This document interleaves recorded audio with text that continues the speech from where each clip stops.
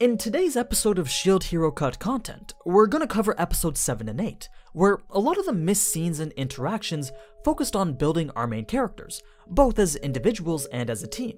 So join me once again as I fill you in on what exactly the anime skipped from both the light novel and the manga. Let's begin. Episode 7, The Saviour of the Heavenly Fowl, covering Volume 3, Chapter 12 in the manga, and Volume 2, Chapters 15 to 17 in the light novel. We start from where Naofumi is heading to a village to sell some herbicide for their recent vine infestation. Not wanting to be seen as a hero, he switches to the book shield where he can turn it over and place it in his hand to make him seem like he's carrying it, allowing him to blend in as a normal merchant rather than be recognized as the shield hero, something that he was actively trying to avoid. Well, the plan worked because he was instead recognized as the saint with the god bird, an identity that these villagers didn't know was shared by Naofumi. Now, these villagers were in need of dire help. Normally, they would have put in a request for a hero to be sent by the crown, but since that would take way too long, they decided to beg the saint for help instead. Naofumi's only condition for helping was to be paid up front. It was just a precautionary measure in the case that his identity as the shield hero was revealed, which could potentially result in the villagers treating him differently. So it was sort of like an insurance of payment. The group heads off, and before even reaching the main plant boss, they're first attacked by parasitic vines. They had to be careful with these because if they were touched by it, there was the chance that they'd be infected, just like how the villagers were. It's during these initial fights that Naofumi uses his newfound magic to cast Fast Guard on both Raphtalia and Philo, which, if you recall from last episode, it's a minor defense buff. They're then attacked by the monsters that we see in the anime. The bioplant, which was the main boss, and two subspecies birthed from it called the Mandragora and the Plantriwe.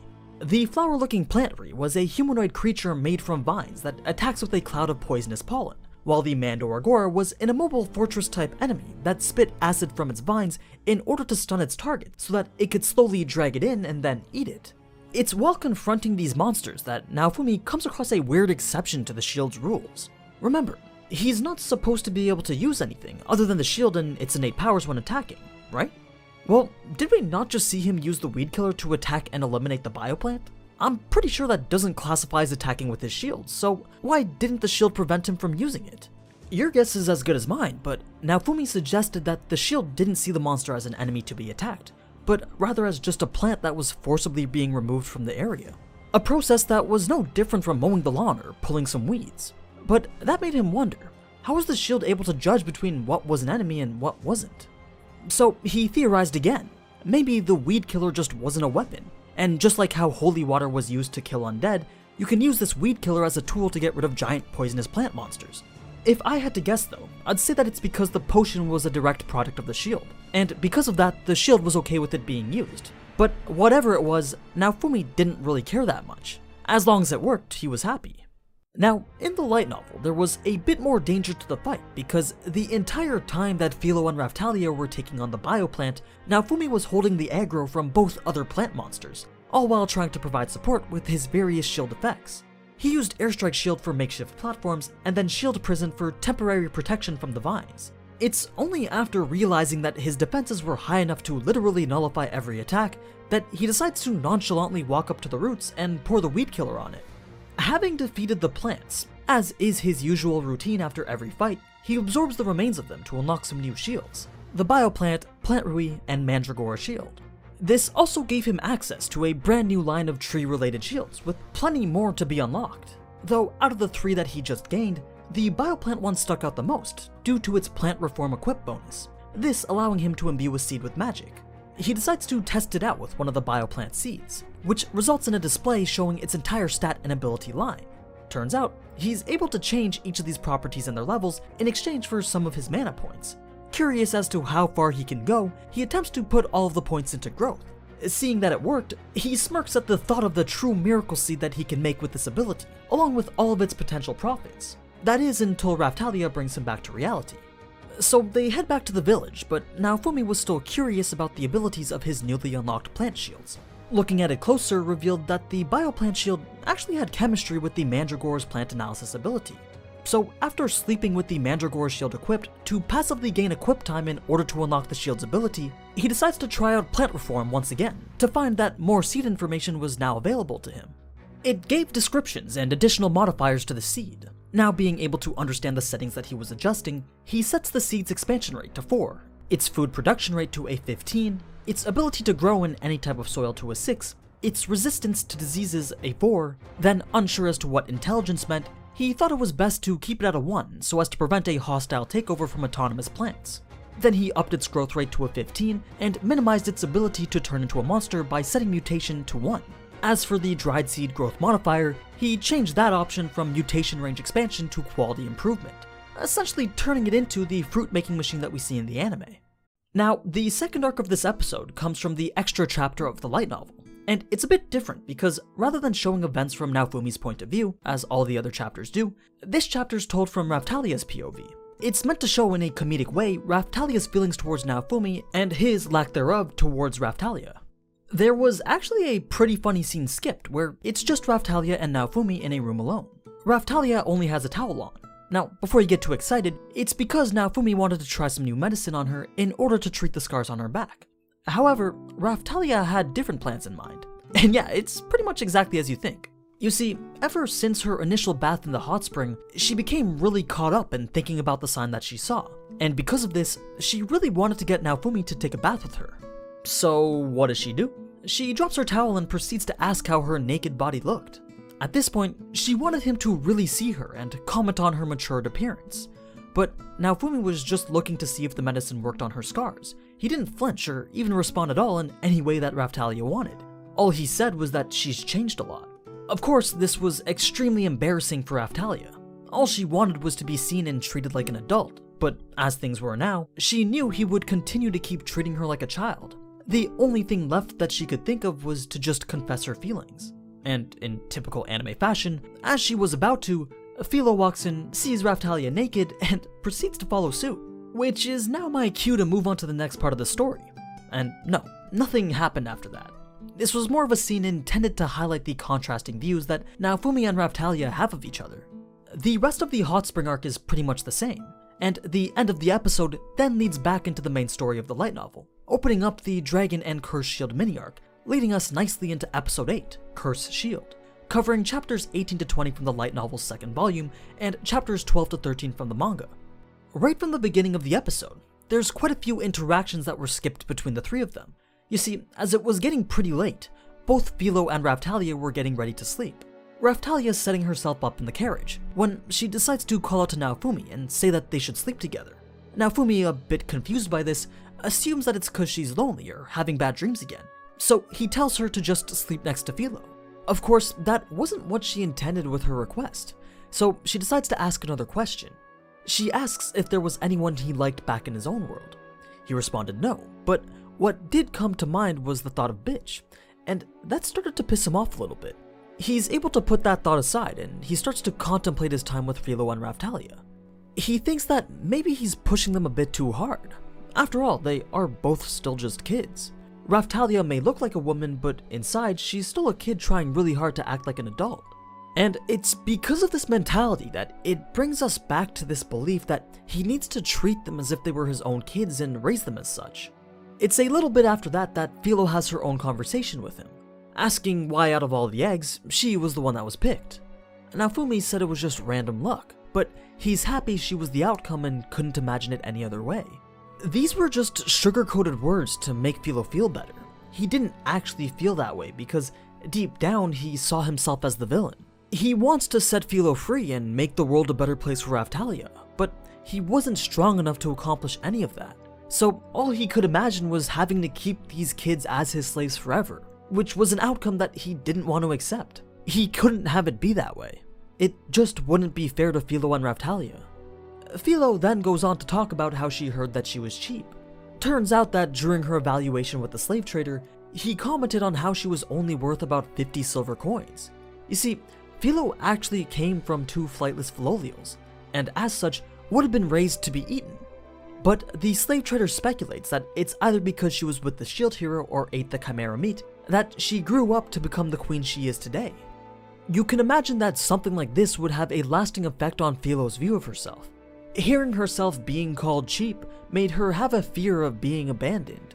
She's always thinking in the back of her head that if she's not a good monster, she'll be left behind. Of course, Naofumi reassures her that if she just behaves, then that won't happen. She then falls asleep on his shoulder while Naofumi continues to contemplate on how he's going to make a place in this world for both Raphtalia and Philo to live peacefully after the fighting is done. Alright, now let's get to when they arrive at the diseased village. He's immediately recognized as the saint with the god bird, and Naofumi quickly notices the severity of the village's plague. It looks so bad that he wasn't even sure that his medicines would work. That's why he insisted on applying the medicines himself. Doing so makes them more potent and effective. You see, he didn't want the people to start to lose faith in him should the medicines not work. He wished he could make stronger ones, but he just wasn't knowledgeable enough to do so. After applying a few potions to some patients, he noticed that some of the surrounding ones were also starting to appear healthier. It would seem that Naofumi has a medicine efficacy range expansion ability, which allows those in close proximity to him to also be healed even if the medicine isn't directly applied to them.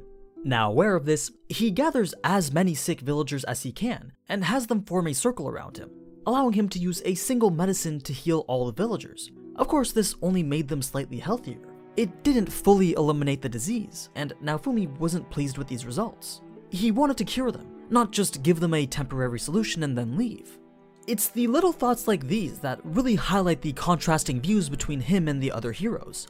Naofumi's always looking at the bigger picture, looking for ways to make things better in the long run, whereas the other heroes seem to be rather short-sighted, not considering the consequences of their actions and merely just acting on what they think is best at the time. Likely still seeing this world as a game rather than something real with real ramifications, which is why we see Naofumi constantly cleaning up their messes. It's around this time that we're told about the dragon. Oh, and her? Yeah, she doesn't exist in the manga or the novels. Anyway, Naofumi accepts the job to remove the remains of the dragon and sets off for the mountains. The path was filled with many new types of monsters, giving them the opportunity to gain a fair bit of XP and unlock some new shields. He's able to unlock the following poison shields, each of which grant various levels of poison resistance. He also gains the Bee Needle Shield too, with the only difference between this and the first iteration being that instead of paralyzing an opponent, this one deals poison. They eventually reach the dragon, and as you know, it becomes an undead version of its former self. This had actually frightened Naofumi to the point that he was screaming in terror, and Raphtalia had to calm him down. The reason being that in the games he used to play, he knew that undead versions of living creatures were always stronger than their living counterparts. So all he could think was that there was no way they'd be able to defeat this monster as they were now. But before Naofumi could call for retreat, Philo's natural instinct as a Flolial kicked in, causing her to attack the dragon due to their innate animosity for each other. The way that the fight transpires after this is more similar to the light novel, because in the manga, Naofumi actually tries to call Philo back, but she ignores the order, and this triggers the curse seal to activate, momentarily stunning Philo and causing her to get eaten by the dragon. And remember, this was only a day after that he had promised to protect these two as their parent. This triggered a completely new emotion within him. It hurt, but it wasn't the same hurt he felt when he got betrayed. No, this was something far worse. This was true despair, a feeling of pure hopelessness and devastation where no action or revenge could make up for. Succumbed by this severe feeling of grief, the shield presents the curse series as an option. Then the same black mist that he saw when dueling Motoyasu begins to expand from the shield. His entire shield tree flips over to reveal a new one of only red and black. But there was only one that he could select, the Shield of Rage. This came with the Iron Maiden ability, and an attack version of Chain Shield. What we mainly see in the anime though, was the equip effect called the Self-Burning Curse. He also gains increased physical strength, but the curse is what's really worth noting here. The exact details of its effects aren't quite known, but based on the events of the fight, I'd assume it's a passive effect that allows him to emit a flame-like aura that deals both fire and curse damage to anyone that physically makes contact with him, or is within the general vicinity. He also attempts to cast the Iron Maiden ability to close out the fight, but there's actually a set of conditions that need to be met in order to activate it. It's like a sequence of actions that must be performed before casting, sort of like a combo move. Once we get to episode 11 though, we can talk about that more. At the moment, Naofumi didn't feel like trying to figure out what those conditions were. He decided to just let the dragon attack, then let his self-burning curse and physical strength do the rest. He was pretty much on autopilot, and so long as he remained angry, the curse series would remain active. It would even get stronger the angrier he got, so all he had to do was continually think about all those people who betrayed him. It's only after feeling the warmth of Raphtalia's hand that his hatred begins to fade, and as it does, the shield starts to talk back, saying how his anger was weakening, asking why it's being refused, and finally stating that it will always be watching for a weakness to exploit so it can come back. Which brings into question the level of sentience behind this legendary weapon. Is it fully controlled by Naofumi, or does it have a goal of its own? Something that will only be found out as we learn more about this world. Now, although Raphtalia brought his composure back, the fight still wasn't over yet. The dragon was still alive. What the anime didn't clarify though was that the return of his sense of self gave him more control over the self-burning curse. Rather than indiscriminately attacking everything, he was able to focus the curse on the poison and burn that instead. But that still didn't change the fact that Raphtalia had severe burns all over her body, and no amount of first heal magic or medicine could fix it. In the meantime, the curse was burning the dragon while Philo was eating its insides, which is what caused it to eventually be defeated. Philo and Naofumi then clean up the remains, though letting the shield absorb pieces of it didn't seem to unlock anything for him, which was kind of a letdown considering the difficulty of this monster. After returning to the village, Naofumi gives more thought towards Raphtalia's wounds. Perhaps the Shield of Rage puts an untreatable curse on its victims, a thought that triggered all sorts of guilt within him. If he just controlled his emotions and wasn't so weak, he wouldn't have had to use this shield. He should have trusted that they would have all been able to handle the fight. Had he been more composed, he could have supported Philo rather than distract her, and they could have won the fight together. But he was held back by his own thoughts that were too afraid of losing them. Ones that were too afraid to let him trust that they'll be okay on the front lines every single time. When he goes on to talk about courage and recklessness versus caution and cowardice, it's actually Raphtalia who says these lines. She's on the verge of tears, trying to reassure Naofumi that they'll be alright in those situations. He just needs to have a bit of faith. In my opinion, having her say this instead of Naofumi would have been better to highlight her growth as a character. Not only would it have been a sign of her increased maturity, but it would have also paved a path for Naofumi to begin seeing her like an adult. In the light novel, Naofumi even mentions how he couldn't treat her like a child anymore. He now saw all three of them as a team. So, all in all, the theme of this episode was all about personal growth. Each member had their own inner and outer conflicts, and most of them were either handled through discussion with each other or through personal action. There's a level of maturity that was reached here that the anime didn't seem to highlight very well. Rather than just being another adventure with some unfortunate outcomes, this was a learning experience for all of them. So yeah, that's episodes 7 and 8. I really hope you guys are enjoying this series because it does take a significant amount of work from Salazar84 and I to put these together. So it's always great to see your support. The next episode will likely be in 2 weeks and cover episodes 9 and 10. Eventually we will get caught up to the anime. But until then, thank you all so much for watching, and if you enjoyed this type of anime content, then you already know what to do. So, until next time, ciao!